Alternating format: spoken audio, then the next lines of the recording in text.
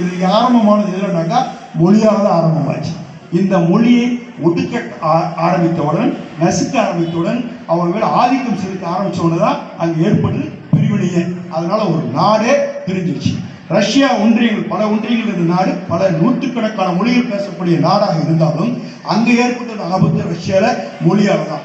ரஷ்ய மொழியை பேச வேண்டும் என்று ஆதிக்கம் செலுத்திய காரணத்தால் தான் ரஷ்யா சிதறண்டுச்சு. இவனுங்கெல்லாம் பிரிஞ்சது, பல ஒன்றியங்கள்லாம் பிரிஞ்சது காரணம் அங்கேயும் மொழி பிரச்சனை தான்.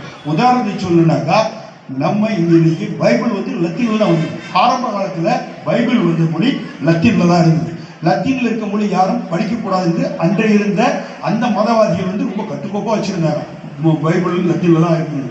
ஆனா ஜான் விஸ்கின்றவன் என்ன பண்றான்னா, இதுல லண்டன்ல இருக்கக்கூடியவன் அவன் இதை டிரான்ஸ்லேஷன் பண்றான். லத்தீன்ல இருக்கக்கூடிய பைபிளை டிரான்ஸ்லேஷன் பண்ண அதை இவன் படிக்க ஆரம்பிக்கிறான். உடனே படிக்க ஆரம்பிப்பது இல்லாம இவன் இருக்க திருச்சபையெல்லாம் பிரசங்கம் பண்ண ஆரம்பிக்கிறான். அதை கண்ட மதவாதிகள் என்ன பண்றாங்கன்னா, மதத்துல ஈடுபாடு அதிகம் உள்ளவங்க என்ன பண்றாங்கன்னா, அதை அடுக்க நினைக்கிறாங்க, ஒடுக்க நினைக்கிறாங்க. அவன் மறுக்கிறான். அந்த நேரத்தில் நீ லத்தீன்ல தான் படிக்கணும், பைபிள் முடியாது, என் மொழி சொந்த மொழி ஆங்கில மொழி தான் படிப்புன்னு சொல்லி அன்னைக்கு அவன் என்ன பண்ணா, அடம் பிடிச்சு பல குணத்தில் பல விதத்தில் சிறையேறி கடைசி என்ன பண்றான், ஆங்கிலத்தில் தான் நான் படிப்புன்னு சொன்னவன அவனை அடிச்சு ஜாட்டியால் அடிச்சு சாவடிக்கிறானுங்க அன்னைக்குள்ள மதவாதிகள், அன்னைக்கு ஆதிக்கம் முடித்தவர்கள். விளைவு என்னாச்சுனாக்கா, இன்னைக்கு அந்த ஜான் விஸ்கினுடைய படத்தை பார்த்தீங்கன்னா இன்றும் பார்த்தீங்கன்னா வச்சு கும்பிடுறாங்க. என்னன்னா, மொழிக்காக உயிர் தித்தவன் ஜான் விஸ்கின்னு சொல்லி இன்னைக்கு அவனுக்கு ஆண்டுதோறும் பாராட்டு விழாவும் வாழ்த்துதலும் வழங்கி கொண்டிருக்கின்றார்கள். இது ஒரு காலகட்டம். அதே மாதிரி துருக்கியினுடைய அதிபராக இருந்தவர் முஸ்தபா கமால் பாஷா. அவர் என்ன பண்றாருனாக்கா, குர்ஆன் அரபு மொழியில தான் இருக்கு. அந்த அரபு மொழியை அவர் என்ன பண்றாருனாக்கா, இனி துருக்கி மொழி தான் இருக்குன்னு சொல்லி டிரான்ஸ்லேஷன் பண்றாரு.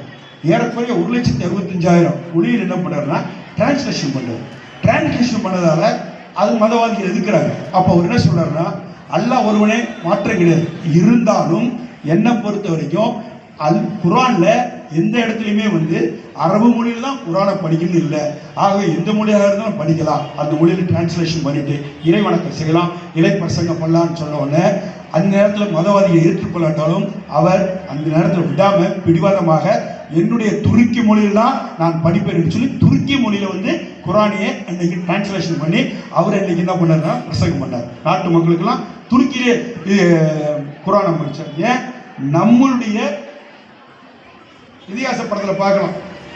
யார் இதிகாச படத்தில் என்னடானாக்கா, நம்மதுல சிவன் நக்கீரன் நம்முடைய தலைமை புலவர், தமிழ்ச்சங்க புலவர், அவர் என்ன பண்றாரு, பெண்களுக்கு இயற்கையா கூந்தல மனம் இருக்கா, செயற்கையா கூந்தலா இருக்குன்னு வாதம் ஏற்படுறப்போ அவர் சொன்ன வாதம் அது இயற்கையா தான் இருக்குல்ல, இவர் செயற்கை ஏற்பட்ட வாதத்துல சிவன் கோவப்பட்டு அவரை முறைக்க ஆரம்பிக்கிறார், வாதம் பண்ண ஆரம்பிக்கிறார். இருந்தாலும் நக்கீரன் நம்ம தமிழ்ச்சங்க புலவர்களையா எப்போ தமிழ்னுக்கு திமுற ஆங்கார அகமுகாவும் தற்பெருமையும் அதிகம் உண்டு. ஆனா இப்போ இல்லைன்றது அடுத்த கட்டம், அந்த காலத்துல இருந்திருக்கு. அவன் என்ன பண்ணிட்டாருனாக்கா, நெற்றிக்கன் காட்டினும் குற்றம் குற்றம்னு இறைவனையே கண்டிச்சவன் யாருன்னா நம்ம தமிழ்ச்சங்க புலவன் நக்கீரன். அந்த டைம் எழுத்துக்கிறான். ஆக பார்த்தீங்கன்னா அந்தந்த இடத்துல பார்த்தீங்கன்னா நம்முடைய தமிழ்ச்சங்க புலவர்கள் அந்த காலத்துல தமிழுக்காக தன் உயிரை நீர்த்தார்கள், அவர் மீண்டெழுந்தார்கள். அது வேறு விஷயம். தன்னோட விளையாட வந்தேன்னு சொன்னார நம்ம வரலாற்றில் படிக்கிறோம். இதை சொல்வதற்கு காரணம் தமிழுக்கு ஒரு சிறப்பு உண்டு. ஆனால் நாரல் மாரியும் பொழுது ஒன்றுமாக பல கோணத்தில் பல விதத்தில் தமிழுக்கு ஒரு கோணத்தில் இன்னைக்கு ஆதிக்கம் பிடிச்சவர். எப்படி ஆதிக்கம் பிடிச்ச ஒரு காலகட்டத்தில் நம்ம ஏற்கனவே சொன்ன மாதிரி பிரிட்டிஷ் ஏகாதிபத்தியம் நடந்தது, துருக்கியில் ஏற்பட்டது. அதே மாதிரி பாகிஸ்தான் பிரிவுகள், செக்கோஸ்லேவியாவில் ஏற்பட்டு, செக்கோஸ்லேவியா பார்த்தீங்கன்னா செக் வேற, லியோசியா வேற. இவன் செக்கை ஆதிக்கம் செலுத்தார்கள், அந்த நாடு அது பிரிஞ்சிச்சு தனியாக. ஆக பல நாடுகள் பிரிந்தது எதிரானாக்கா மொழியால் தான் பிரிஞ்சுது. ஆனால்